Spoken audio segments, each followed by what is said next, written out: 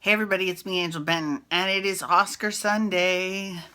But I haven't seen. Honestly, was having this conversation with this guy who works at the cable company because I was having issues with my TiVo, and I was telling him I haven't seen any of the movies that are nominated. I haven't seen La La Land. I know I'm a bad homosexual because I haven't seen La La Land, but it doesn't really appeal to me, and neither does there was another movie I wanted. Anyways, all of it I haven't seen any of it. The last movie I saw was Rogue One. That was good. And I think the last movie I saw before that was Godzilla. So, yeah, I don't go to the movies that often. But, whatever. It is what it is. But I'll watch the show, but I'm not going to really talk too much about it because I wouldn't really know what I'm talking about.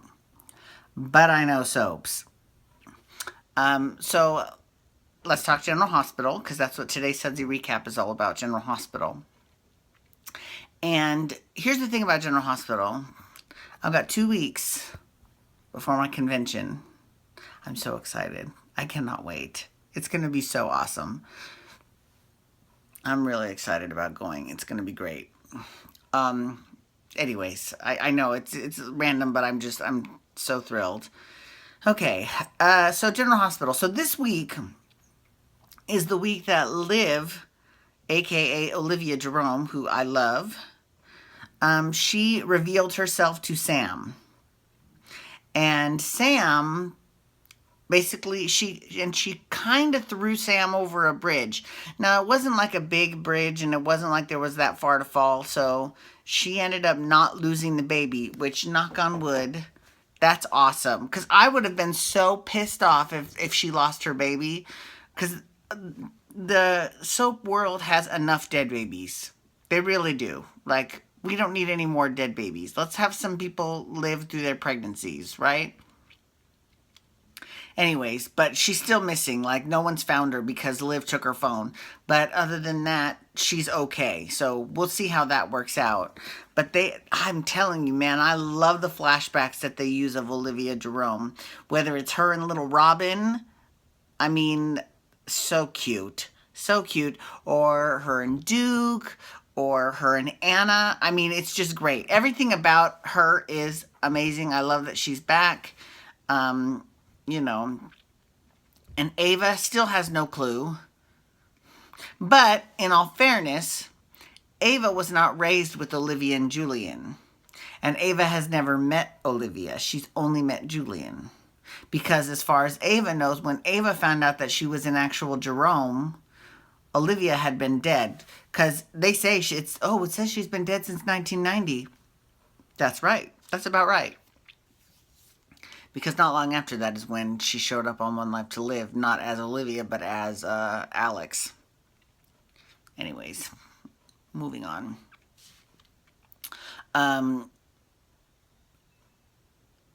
What's interesting about Valentine Cassadine is that he is kind of in a lot of different stories. Like, he's in this custody battle between the Spencers and the Falconeries, and he is also inserted himself into Anna Devayne's drama. Let's talk about Anna Devayne.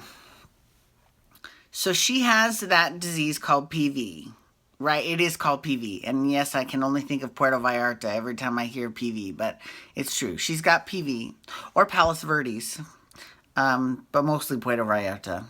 Anyways, she's got PV, and every single day she airs that PSA saying, if you've got any of the MPNs, please visit some website. But I mean, I think it's great.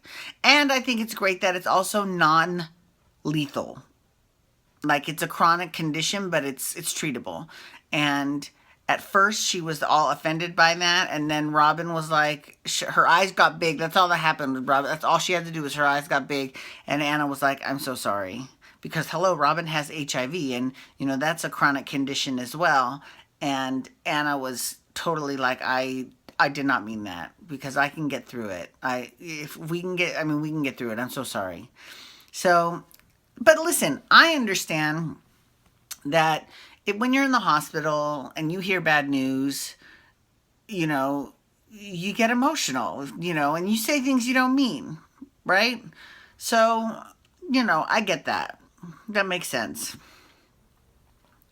Um, let's see. So, yeah, okay.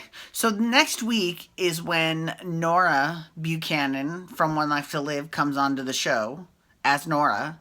So I'll see what that's about. I'm pretty sure it probably has to do with Dante and Lulu's court case against Valentine. I think she's representing Valentine.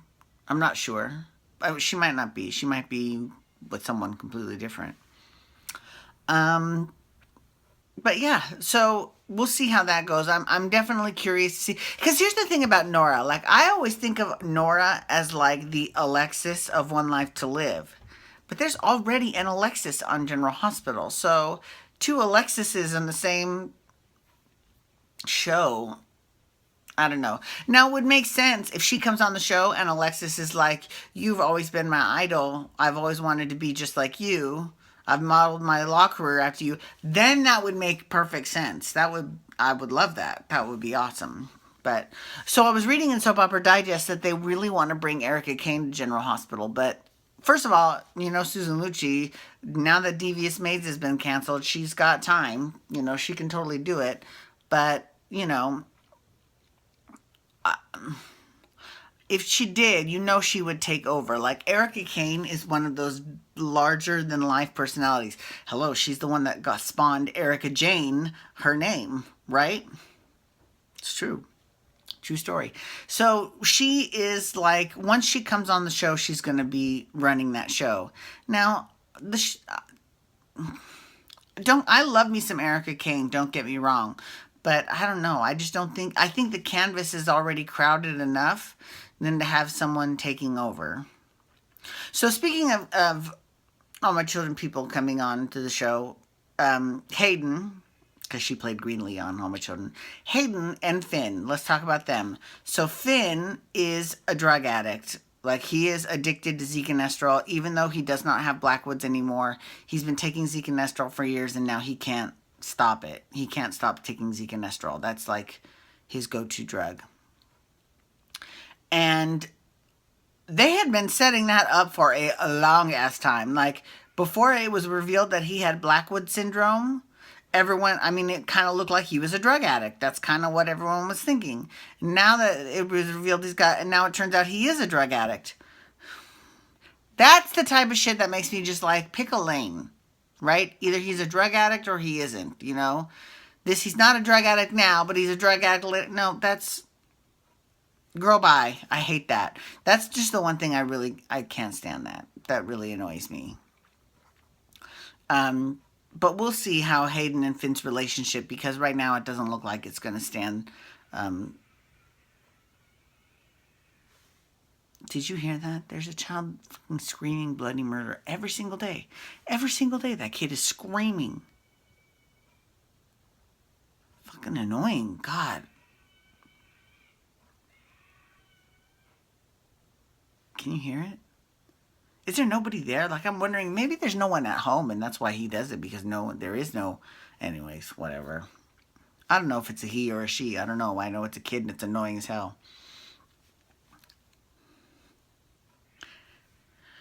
So we'll see what happens next week on General Hospital. It should be a good one. Can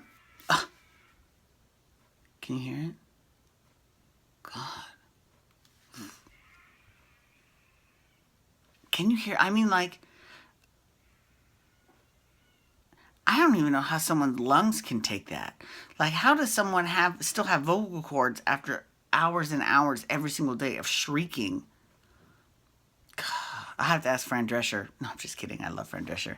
Anyways, thank you so much for logging on today. I do appreciate you taking the time. You can follow me on Twitter at Angel Benton. You can also hashtag GH to talk General Hospital. You can also hashtag Pump Rules to talk Vanderpump Rules. As a reminder, I'll probably do Vanderpump Rules and Bold and Beautiful, and that's probably the only Sudsy recaps I'll do for a week, because there is no Real Housewives of Atlanta this week. So we'll wait a week and then I can do it next week. So thank you so much, everyone. Have a wonderful day. Peace out. Wubba, wubba, wubba.